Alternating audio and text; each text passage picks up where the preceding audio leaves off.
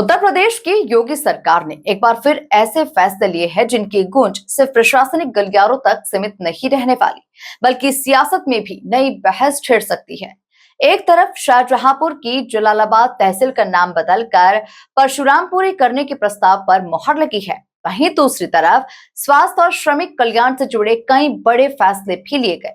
देखिए खास रिपोर्ट। योगी कैबिनेट बैठक के बड़े फैसले। सीएम योगी ने जलालाबाद का नाम बदला।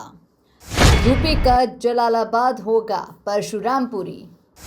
गोरखपुर और मुरादाबाद में बनेंगे नए अस्पताल। वाराणसी में बनेगा नया ईएसआईसी मेडिकल कॉलेज।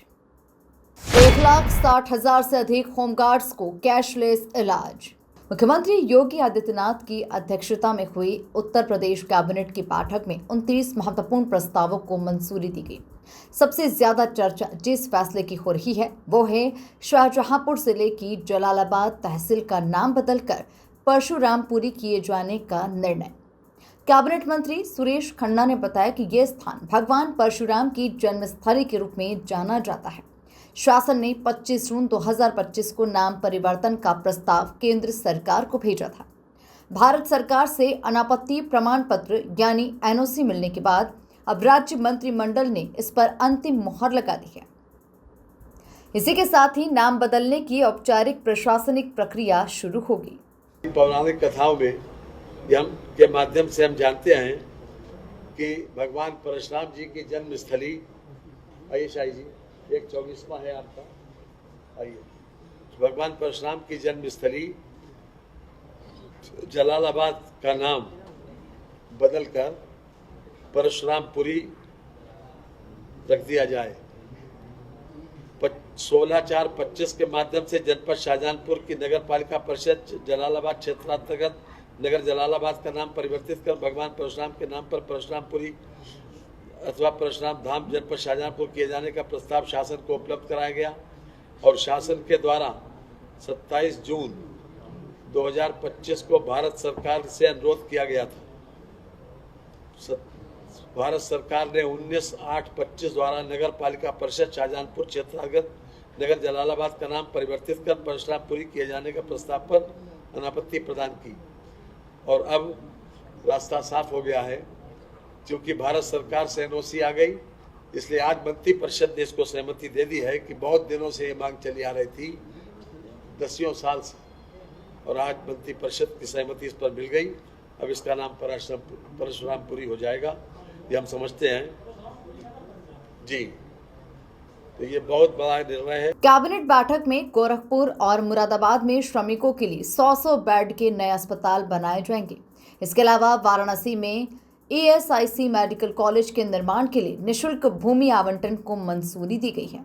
इस मेडिकल कॉलेज की 50% सीटें श्रमिकों के बच्चों के लिए आरक्षित रहेंगी, जिससे संगठित क्षेत्र के श्रमिक परिवारों को चिकित्सा शिक्षा का लाभ मिल सकेगा। उनके इलाज की चिंता करते हुए उत्तर प्रदेश में एक तो गोरखपुर, दूसरा मुरादाबाद, 2 जगह 100 बेड के हॉस्पिटल बनाने का निर्णय और बनारस में ईएसआईसी श्रम विभाग के तरफ से मेडिकल कॉलेज बनाने का निर्णय किया है। आज माननीय मंत्रिपरिषद के सामने प्रस्ताव उनको निःशुल्क जमीन आवंटन करने से संबंधित आया, जिसको माननीय मुख्यमंत्री जी की अध्यक्षता में पूरे मंत्रिपरिषद के साथियों ने अनुमोदित किया। ये गोरखपुर में 5 एकड़ जमीन हॉस्पिटल बनाने के लिए दी जा रही है।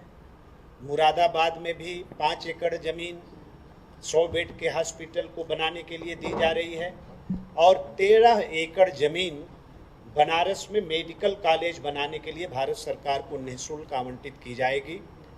आज का ये प्रस्ताव रहा और सबसे बड़ी बात है कि जो मेडिकल कॉलेज बनारस में बन रहा है उसमें 50% सीट जो एमबीबीएस की होगी वो श्रमिक के बच्चों के लिए आरक्षित होगी। 18% उसमें राज्य सरकार का आवंटन होगा और 7% केंद्र सरकार उसमें छात्रों का चयन करेगी। तो ये उत्तर प्रदेश के श्रमिकों के लिए बहुत बड़ी उपलब्धि होगी, बहुत बड़ी सुविधा होगी। मिलाकर योगी कैबिनेट के इन फैसलों ने साफ संकेत दे दिया है कि सरकार सांस्कृतिक पहचान, स्वास्थ्य और सामाजिक सुरक्षा तीनों मोर्चों पर अपनी प्राथमिकताओं को आगे बढ़ा रही है। Bureau report, MP news, Lucknow.